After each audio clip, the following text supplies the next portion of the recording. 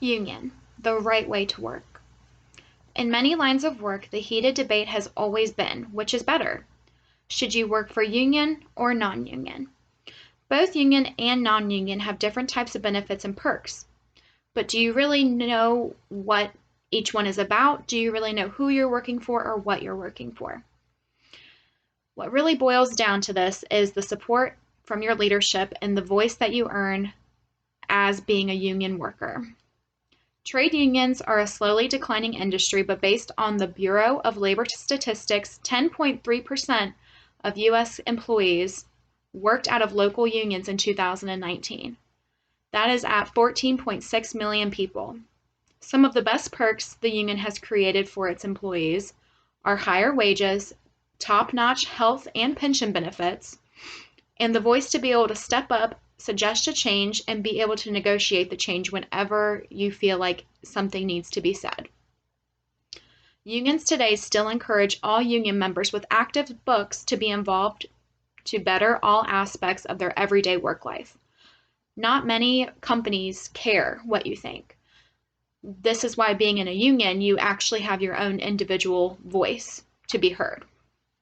John F. Kennedy once said, "Our labor unions are not narrow self-seeking groups.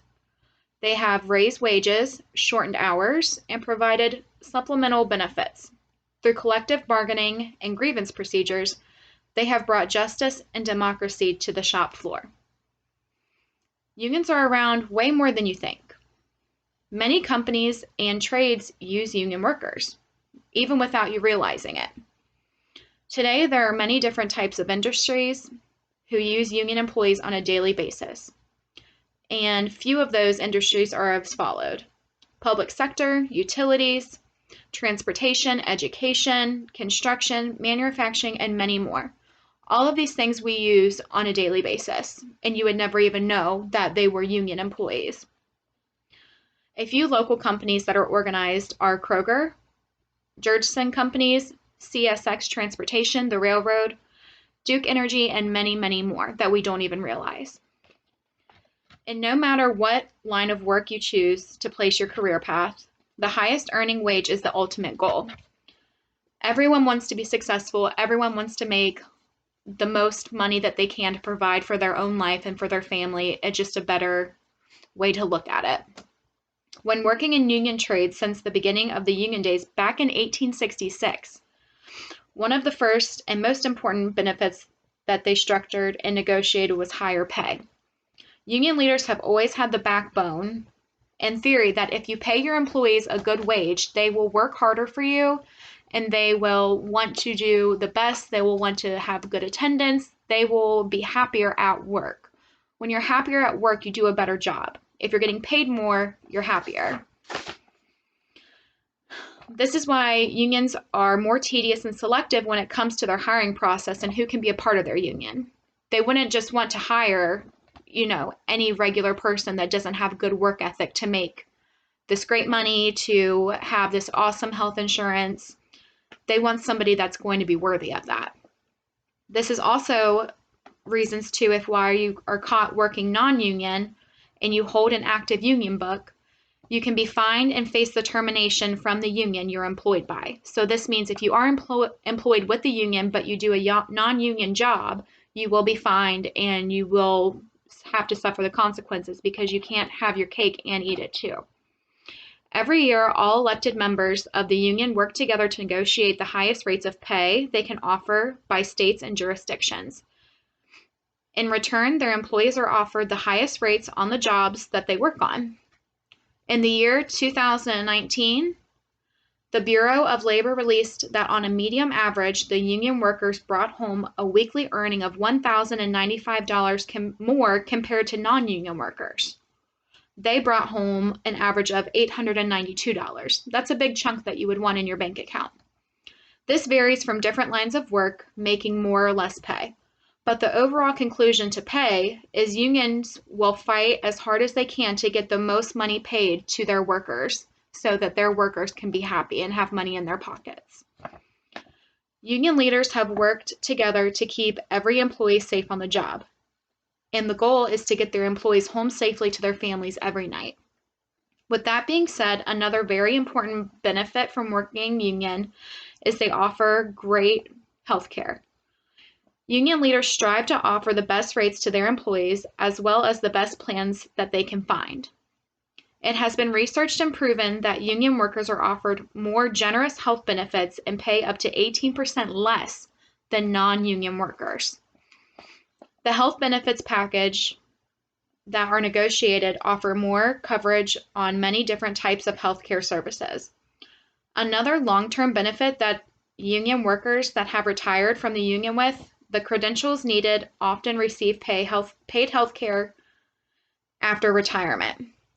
That's something that America needs, is that health care after you retire, because a lot of people don't have that. If they don't work, they don't have health insurance. The country's biggest struggle, in my opinion, is a lot to do with health care.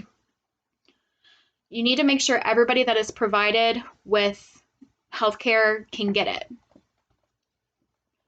Everyone has to work. It's the daily structure to life and what keeps this country running. But while doing that, make sure that you take care of yourself. And that's what all unions are here to fight for. They want to give you the best health care that they can give you. Unions also strive to provide for you after retirement. Pensions are a thing of the past when it comes to the new way to prepare for retirement and saving money, unfortunately. Not only do unions provide pension packages, but they pay more money into them to help provide for a better retirement for their workers. Another thing that unions participate and encourage their members to put money into is a 401k. So with both, the fear of having to work after retirement is not as high. And as long as you save money for retirement and take full advantage of the union benefit packages, you have a better chance of being able to relax after all those hard years of work. I've worked union and non-union.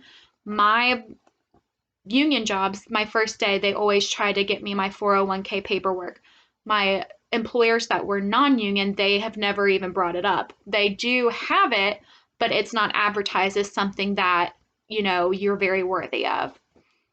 The final and most important factor to take into consideration when choosing to work with a union company is that the union leaders care about their employees and want them to speak their minds. Unions have always encouraged employees to stand up for what they believe in and to fight for the benefits that they feel are right for them. Since the beginning of unions, all employees have stood up for what they believe in, and their voices are meant to be heard. In a lot of cases, negotiations are made before they have to take it to a strike level, but sometimes the negotiations do turn into strikes.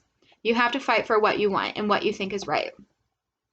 Some of the greatest strikes that have happened were UPS workers of 1997, United Mine Workers of America in 1946, and the steel strike of 1959.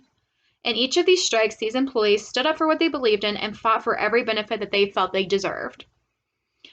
This would have gotten them higher wages, better hours, better benefits, a better workplace, and value and respect, and they did receive it.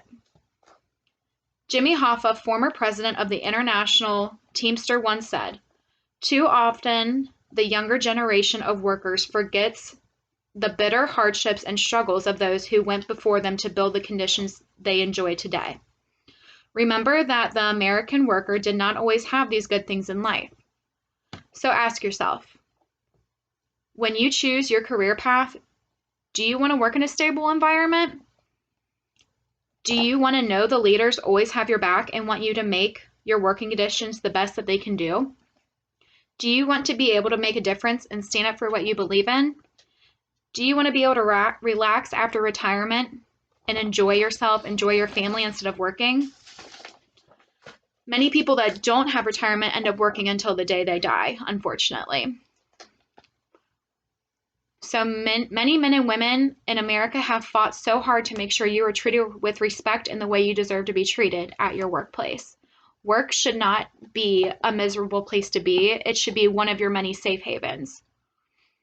These are all really good values to keep in mind when you decide whether you would like to work union or non-union.